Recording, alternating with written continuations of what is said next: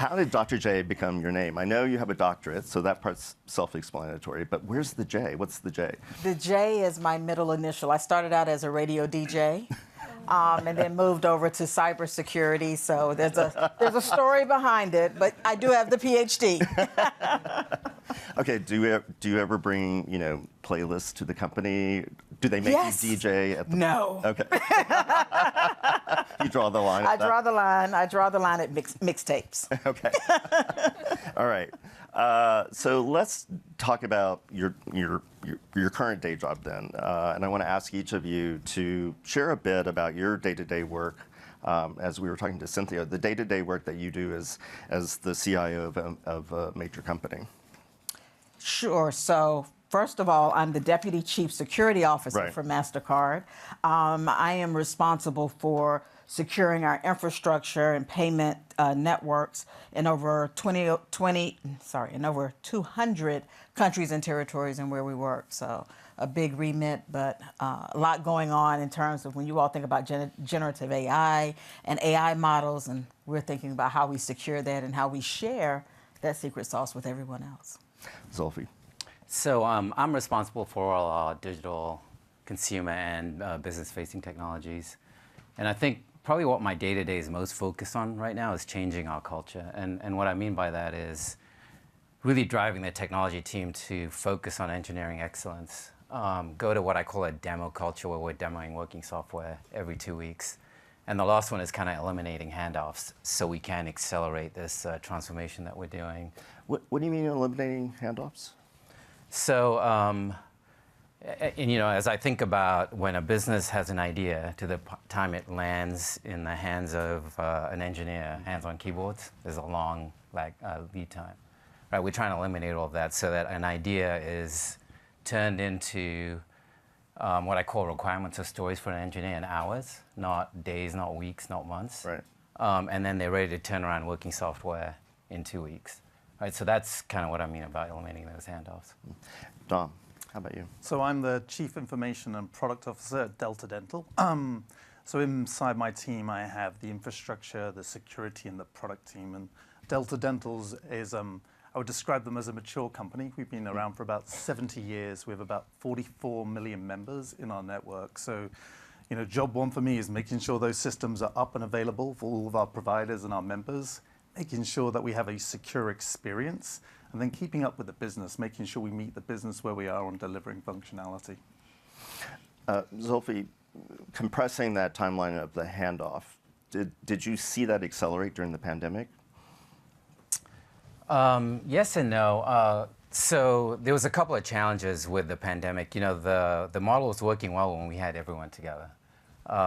When everyone went off to their homes and to different places, there was some challenges there. I think someone mentioned earlier on, the collaboration tools weren't quite working. A lot of our paired programmers were struggling because of the delays with how quickly they could see what was going on. So we had some challenges there, so we had to address those fairly quickly. But once we nailed that, the good news is the culture had already begun to bubble, right? I mean that once you get addicted to seeing working software every 2 weeks, your business partners aren't seeing PowerPoints, right? They're seeing working software, they're understanding what they're getting. It was hard to take that away, right? So we just had to solve some of those challenges with the technology and the collaboration tools that we had. Dom, for your business, which is obviously such an in-person thing, we can't, Zoom our way to, at least I couldn't Zoom my way to fixing some of the issues I was having during the pandemic. How did you use automation to enable you to continue to do the work that your members you're doing? Yeah, I mean, if you think about Delta Dental, we've got three sort of major constituencies. We've got our members, the 44 million members. We have 70,000 providers.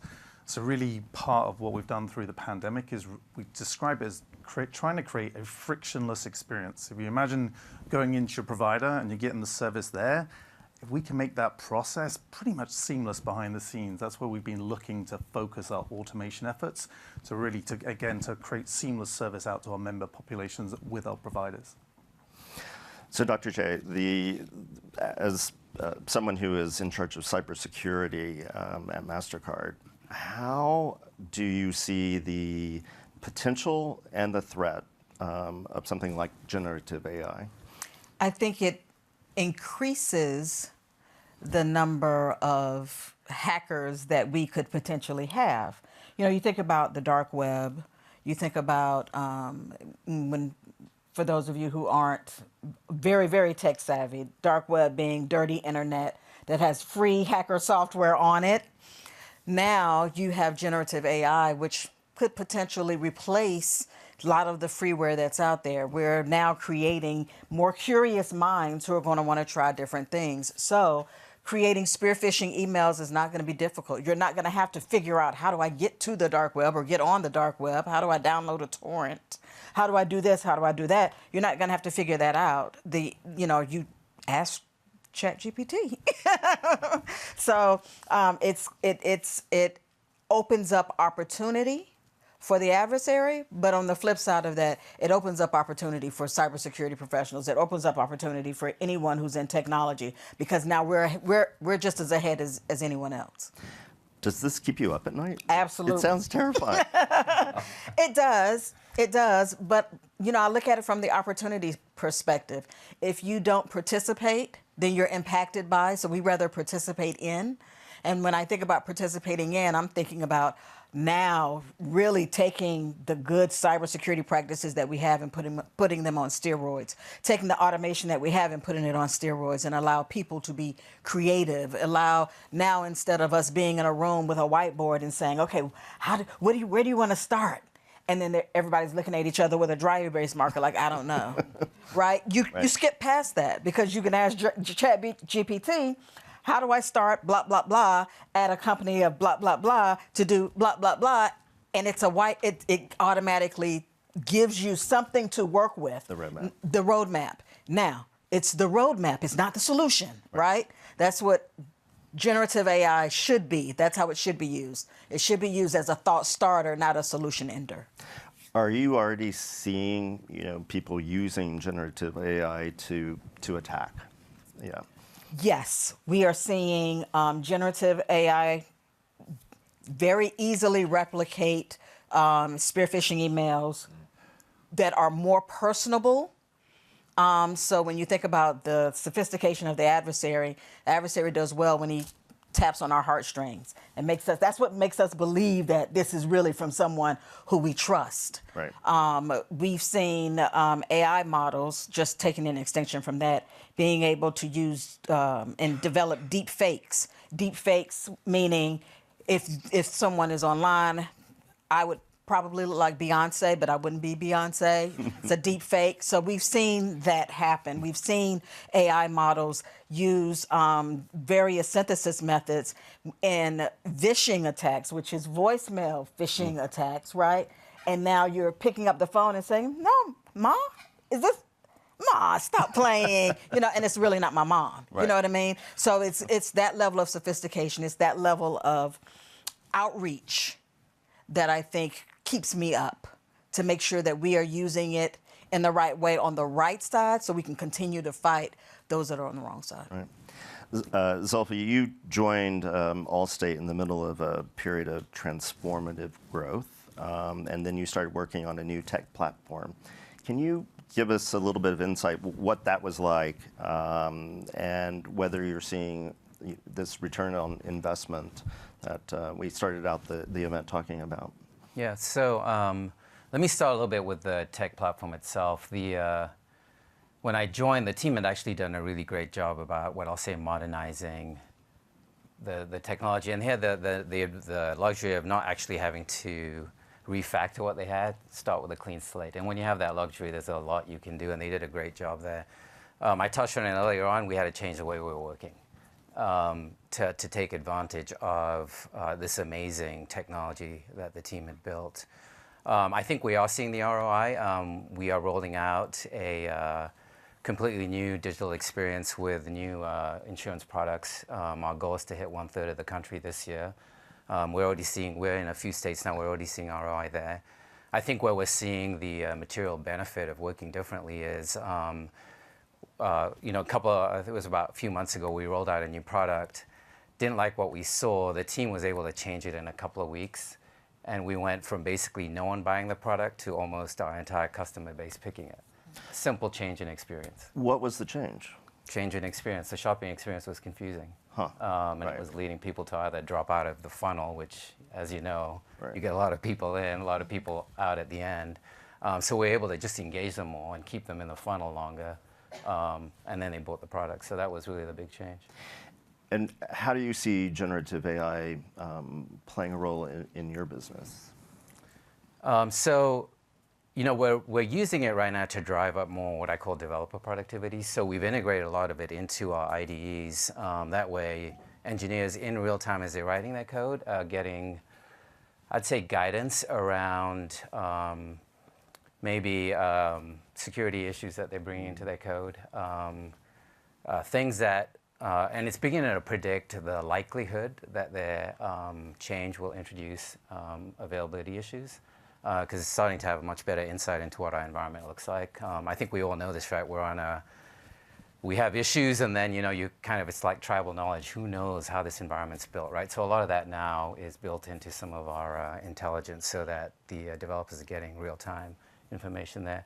From an external standpoint, we're still investigating. I think one of the things that we're fairly proud of is something we call Tell My Story. So I'm sure, as all of you know, when you call in for a claim, how many times are you asked the same thing, right? You talk to the initial person who took your claim, then the adjuster, then the repair shop, blah, blah, right, goes on and on. We have something called Tell My Story now where you pretty much say what happens. AI kind of pays attention to all of that, and then basically says, okay, this is the only two things that is really missing here. I'll have the claims adjuster call the person and deal with it. If there's nothing missing, we'll automate the claim and you're on your way. Huh. And that's working. That's effective now. Yeah, it's we've had it in probably 6 or 8 months now, and we're seeing a lot of benefit out of it. Right. Dom, what about for you? How are you using generative AI? So if at all? we're not using generative AI. Someone said earlier, infancy is probably the right word for us, and we have a ton of opportunity. And I came across some financial services into healthcare, and we throw a lot of people kind of at the phones to handle that kind of complex kind of claim adjudication. And I think our best opportunity is around intelligent contact center support. We have well-curated desktop-level procedures on how a certain claim is adjudicated and all the data that's there. And to me, I'm pretty excited about the use of private large language models, train it on our desktop-level procedures, and create that super agent that our internal agents can rely on to allow them. And anybody who's worked in the contact center business knows that the attrition in a contact center it's a lot. So we can bring, again, an intelligent agent to get our contact center folks up to speed really quickly. I think we'll see some real bang for the buck quickly. So claim adjudication for you is different than obviously for your business, Zulfi, where, as you say, you have to, you know, I've been through this, we've all been through this, where you had to repeat everything. But for you, Dom, I mean, these are complex, potentially complex issues that you have to sort out through to understand the claim.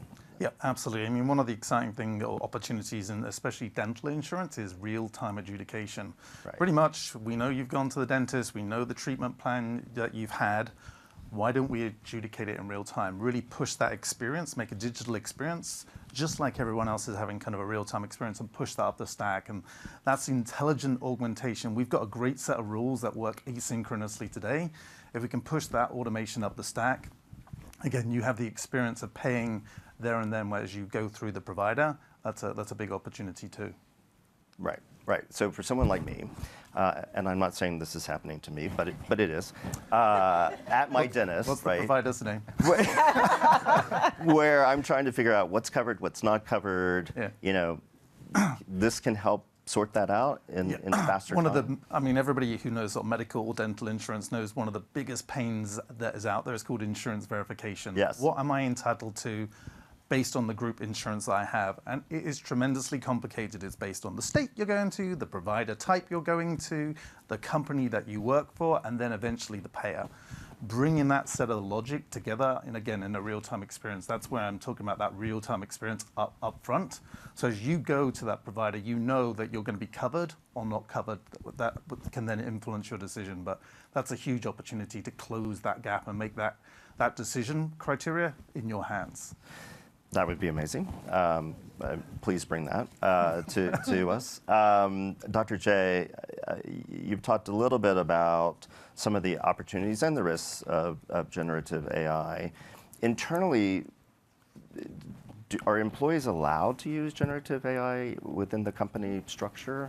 And Yes. how do you make sure that doesn't go out of control? Yes, we have, some people say guardrails. I'm a cybersecurity professional, so it makes it seem really, really scary.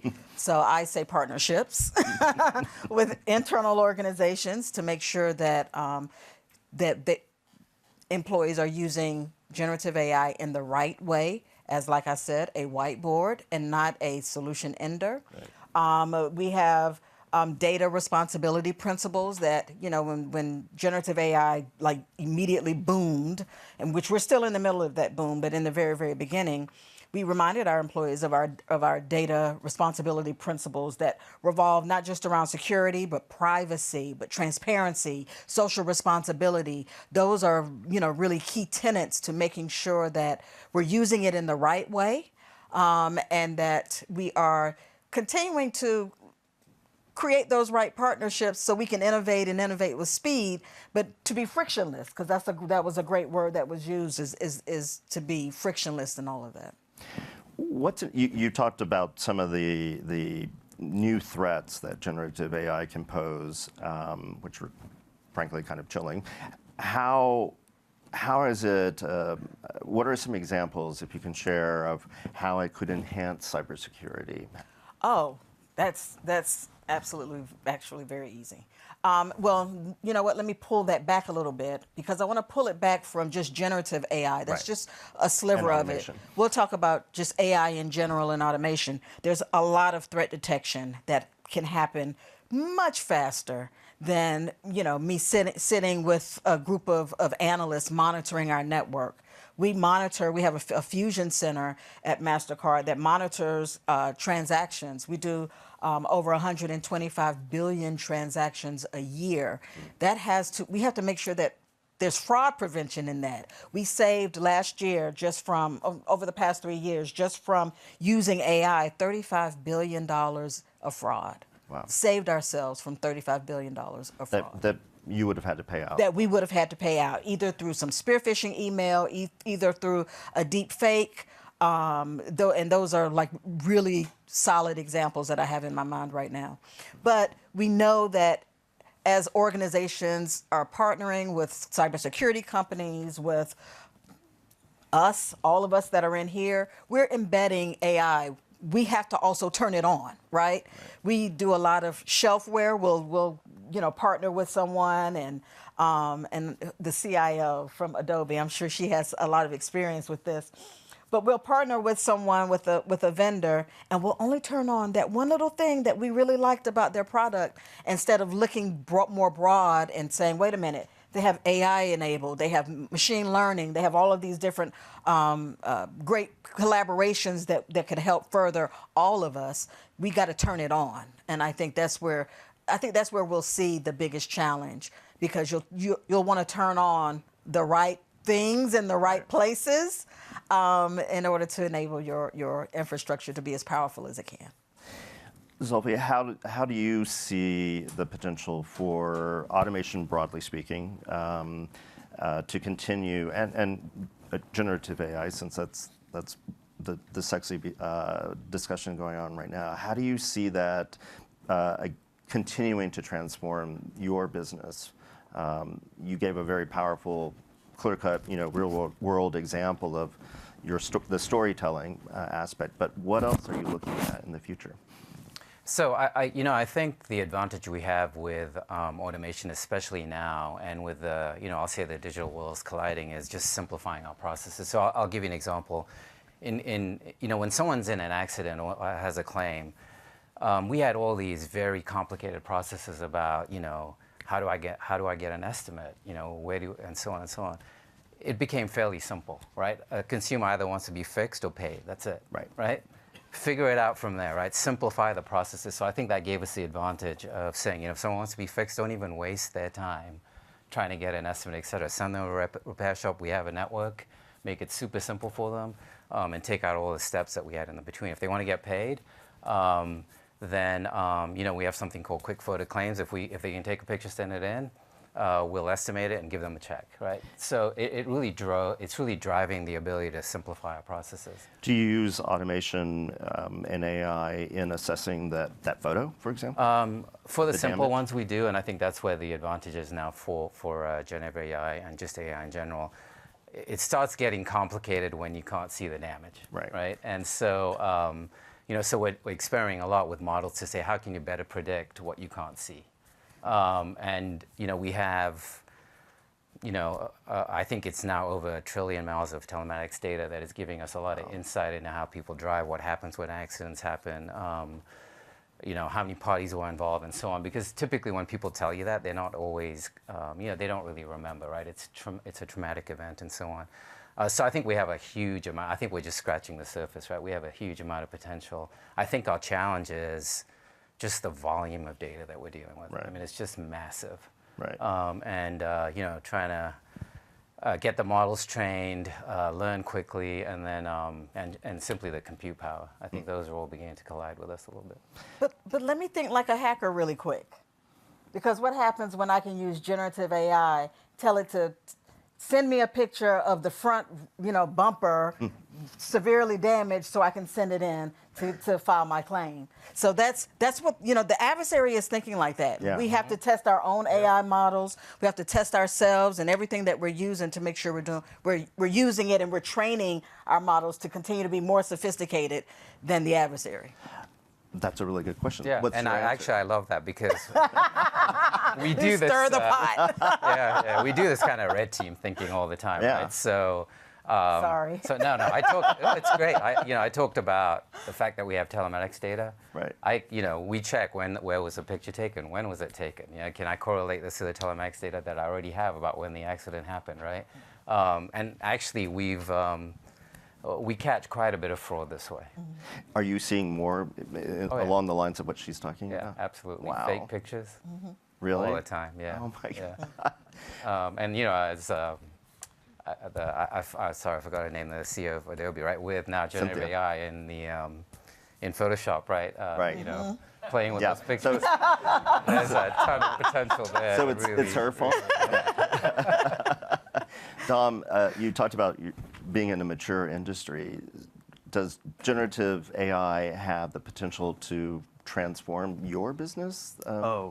Definitely. I see kind of a question down there, and it's about the data that we train it on. We absolutely have the opportunity to revolutionize our business, and I like the title of this whole session, Intelligent Automation. I think it behooves us all to think about where we intelligently automate. Not all automation is good. If you go and automate a bad process, it just makes a bad process faster. So I think we've got a great opportunity to sort of rank and stack and find the intelligent opportunities to automate.